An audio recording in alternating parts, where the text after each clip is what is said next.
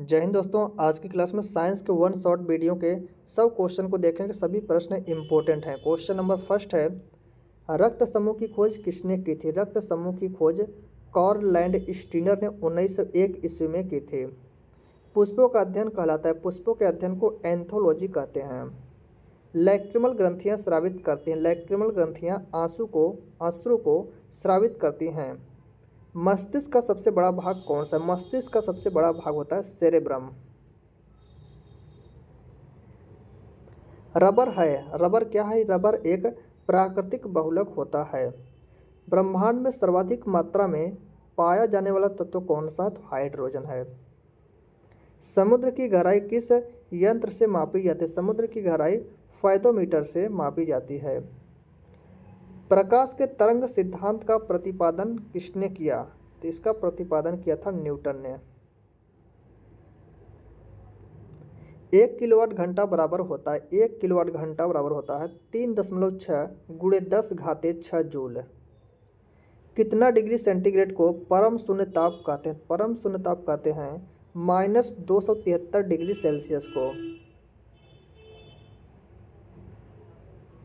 ध्वनि तीव्रता का सीजियस मात्रक क्या है? सीजियस पद्धति में मात्रक बताना है ध्वनि की तीव्रता का, तो इसका मात्रक होता है डेसिबल। हृदय तथा फेफड़ों की आवाज़ को सुनने के लिए किस यंत्र का उपयोग किया जाता है? तो हृदय तथा फेफड़ों की आवाज़ सुनने के लिए स्टेथोस्कोप का प्रयोग करते हैं। थर्मामीटर के आविष्कारक कौन है? थर्मामीटर के आविष्कारक हैं फ़ारेनहाइट। पित्त रस को स्रावित करता है। पित्त रस जिसे बॉयल जूस कहते हैं, कहाँ से स्रावित होता है? तो यह जिगर अर्थात लीवर से स्रावित होता है। फलों का अध्ययन कहलाता है। फलों का अध्ययन पोमोलॉजी कहलाता है। संयोजी इलेक्ट्रॉन की संख्या अधिकतम कितनी हो सकती है? संयोजी इलेक्ट्रॉन की संख्या अधिकतम 8 हो सकती है। यदि वस्तु की चाल आधी कर दी जाए तो गतिज ऊर्जा का फार्मूला के बराबर होता है 1/2 mv²। 1/2 mv², जहाँ पर m वस्तु का द्रव्यमान है तो इतना पार्ट हमारा कांस्टेंट हो जाएगा और के प्रोपोर्शनल हो जाएगा v²। और जब v/2 करेंगे, मतलब आधी करेंगे, तो v/2 का स्क्वायर हो जाएगा यहाँ पर, तो हमें मिलेगा यहाँ पर v²/4। तो नीचे बटे में 4 हो रहा है तो यहाँ पर गतिज ऊर्जा 1/4 रह जाएगी। जी का मान होता है, जी का मान पृथ्वी पर कितना होता है? 9.8 मीटर प्रति सेकंड स्क्वायर। जी का मान विषुवत रेखा पर होता है। विषुवत रेखा क्या होता है? जो हमारी पृथ्वी है और इसके मध्य से जो 0 डिग्री अक्षांश जिसे भूमध्य रेखा या विषुवत रेखा कहा जाता है, तो यहाँ पर पूछा है जी का मान कितना होता है, तो यहाँ पर जी का मान न्यूनतम होता है। जी का मान ध्रुवों पर होता है। जो हमारी पृथ्वी यहाँ पर नॉर्थ पोल है और यहाँ पर साउथ पोल है, तो यहाँ पर जो जी का मान होता है इन दोनों जगहों पर, यहाँ पर महत्तम अर्थात सबसे ज़्यादा होता है।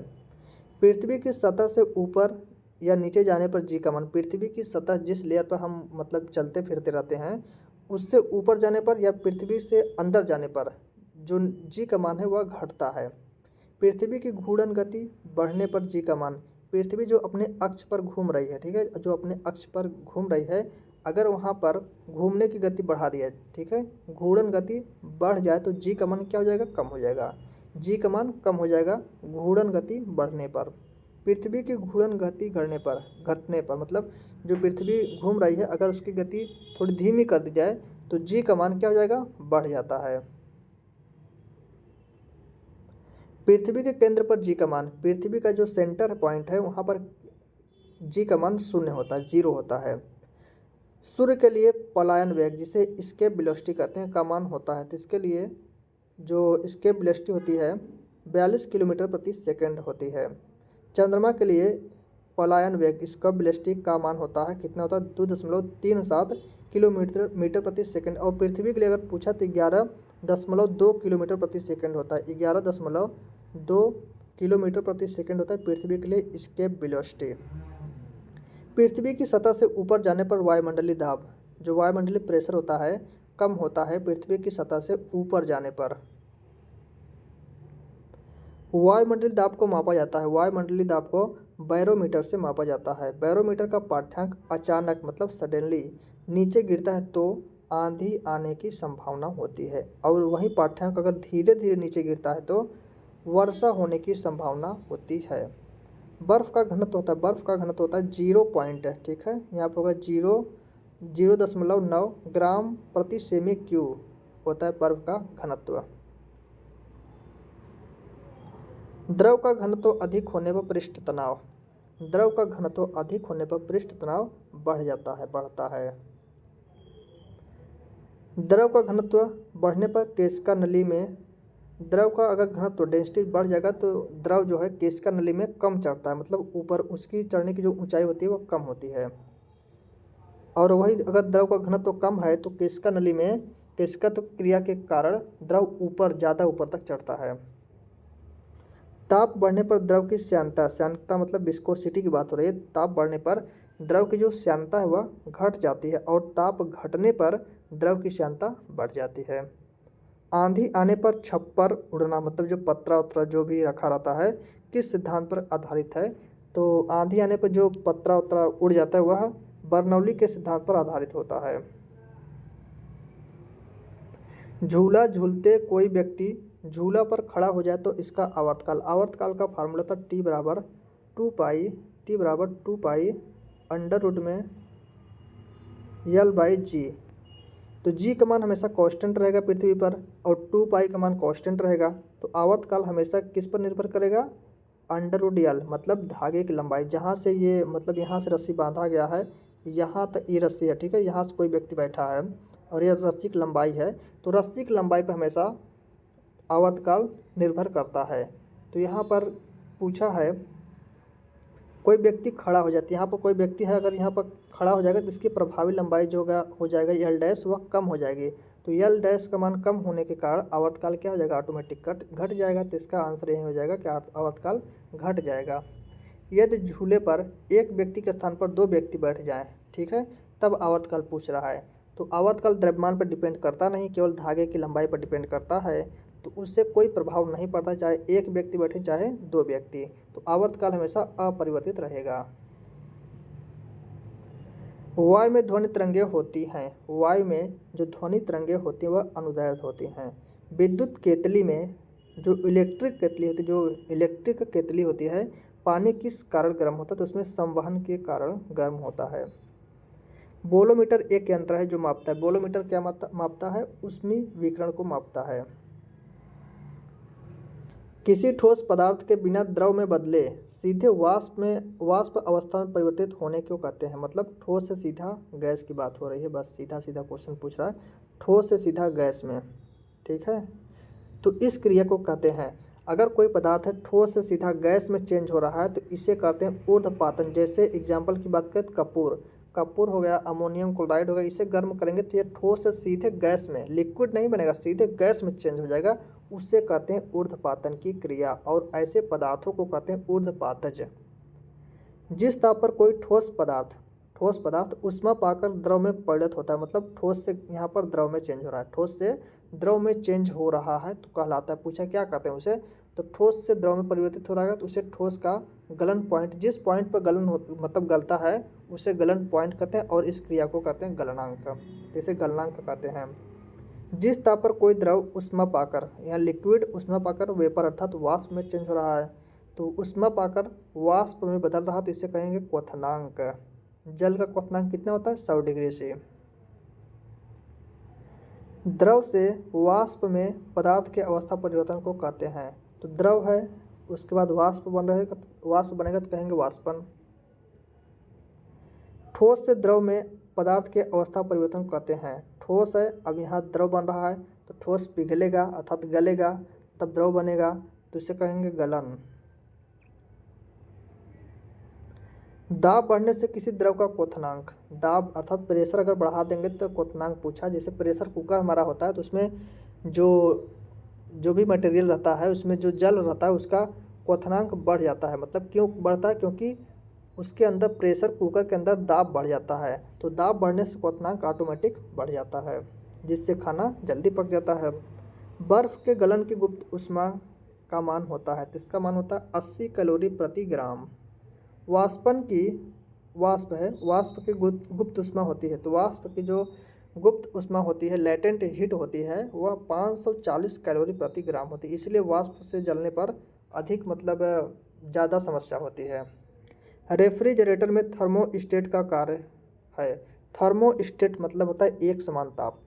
तो थर्मोस्टेट का मतलब होता है एक समान ताप, मतलब एक समान ताप बनाए रखना होता है इसका कार्य थर्मोस्टेट का। प्रकाश तरंग किस प्रकार की तरंग है? प्रकाश तरंग जो होती है वह अनुप्रस्थ तरंग होती है। प्रकाश तरंग अनुप्रस्थ तरंग होती है। प्रकाश का तरंग सिद्धांत किसके द्वारा प्रस्थापित किया गया था? तो प्रकाश का तरंग सिद्धांत किसने दिया था? डायरेक्ट क्वेश्चन है कि मतलब किसने दिया था? तरंग सिद्धांत दिया था हाइकेंस के द्वारा। प्रकाश एक प्रकार की विद्युत चुंबकीय तरंग है। यह शब्द किसने बताया था? मैक्सवेल ने बताया कि प्रकाश क्या है? एक विद्युत चुंबकीय तरंग है।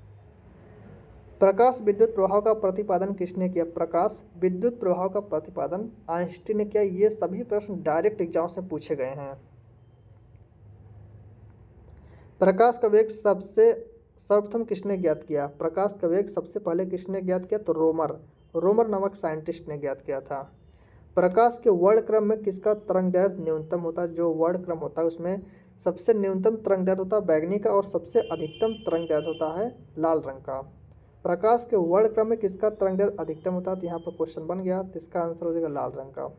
प्रकाश का रंग निश्चित किया जाता है। प्रकाश का रंग निश्चित किया जाता है तरंगदैर्घ्य के द्वारा। स्वस्थ नेत्र के लिए स्पष्ट दृष्टि की न्यूनतम दूरी कितनी होती है? 25 सेंटीमीटर होती है। वर्णांता को किस लेंस से दूर किया जा सकता है? इसे किसी भी लेंस से दूर नहीं कर सकते क्योंकि यह एक आनुवंशिक रोग है। धूप के चश्मे का पावर होता है, धूप के चश्मे का पावर 0 डायोप्टर होता है। विद्युत चुंबकीय तरंग एवं प्रकाश तरंग के वेग होते हैं लगभग बराबर होते हैं। लेंज का नियम कौन से संरक्षण नियम का परिमाण है? तो लेंज का नियम किस पर आधारित होता है? ऊर्जा संरक्षण पर आधारित होता है। एक सूखे सेल में कौन सी ऊर्जा पाई जाती है? सूखे सेल में रासायनिक ऊर्जा होती है।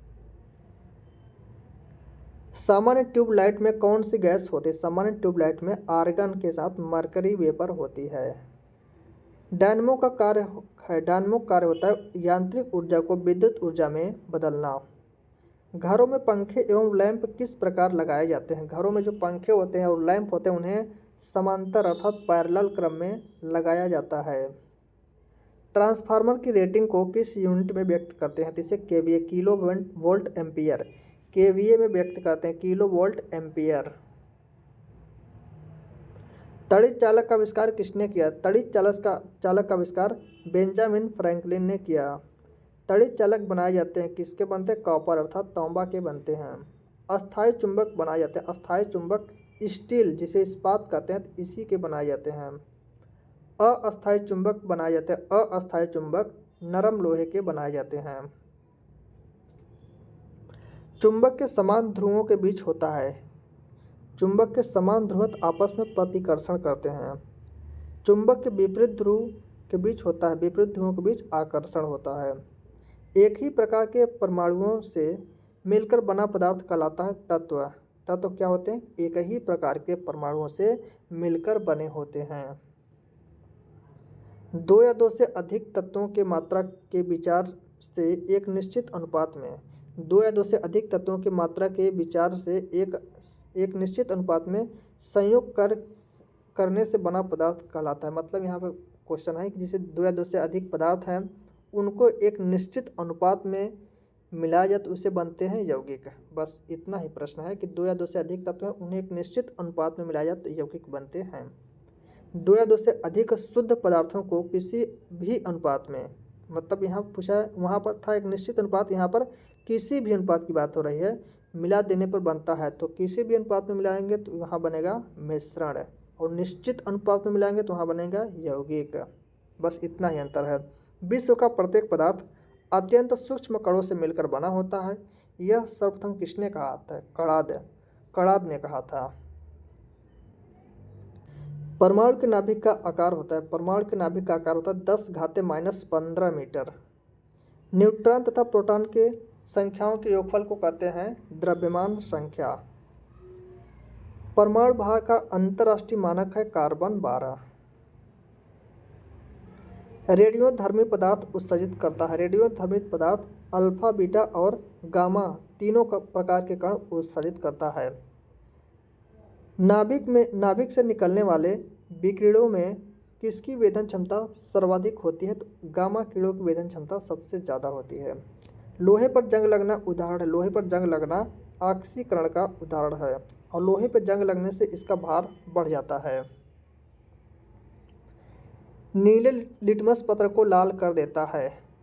नीले लिटमस पत्र को लाल कर देता है। जो अम्ल होता है वह नीले लिटमस पेपर को लाल कर देता है और जो क्षार होता है वह लाल लिटमस पेपर को नीला कर देता है। भस्मों का स्वाद होता है। भस्म मतलब क्षार की बात हो रही है। क्षार का स्वाद कैसा होता है? कड़वा होता है, बिटर होता है। अम्ल का स्वाद होता है। अम्ल का स्वाद खट्टा होता है। सभी लवण होते हैं। सभी लवण वैद्युत अपघट्य होते हैं। एनटीपी पर किसी गैस के 1 मोल का आयतन होता है।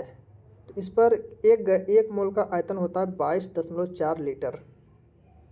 ठोस पदार्थों की विलेयता ताप बढ़ाने से, ठोस पदार्थों की जो विलेयता होती है, जो घुलने की क्षमता होती है, वह टेम्परेचर बढ़ाने पर बढ़ जाती है। मतलब टेम्परेचर अधिक कर देंगे तो जल्दी जल्दी घुल जाता है। किसी द्रव में गैस की विलेयता ताप बढ़ने से, किसी द्रव में जो गैसों की विलेयता होती है ताप बढ़ने से घटती है।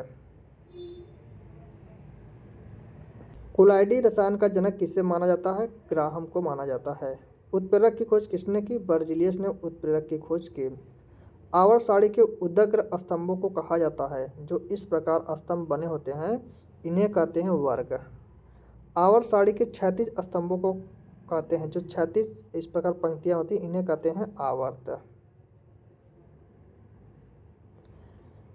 संचायक बैटरियों में कौन सी धातु का प्रयोग किया जाता है? तो उसमें सीसा का प्रयोग होता है।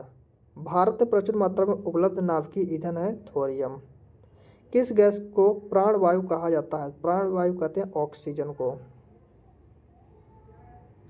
रसायनों का सम्राट कहा जाता है सल्फ्यूरिक अम्ल को। H2SO4 इसका रासायनिक सूत्र होता है। H2SO4 इसे रसायनों का सम्राट कहा जाता है। विटामिन में कितनी ऊर्जा मिलती है? विटामिन से कितनी ऊर्जा मिलती है? 0 कैलोरी मिलती है।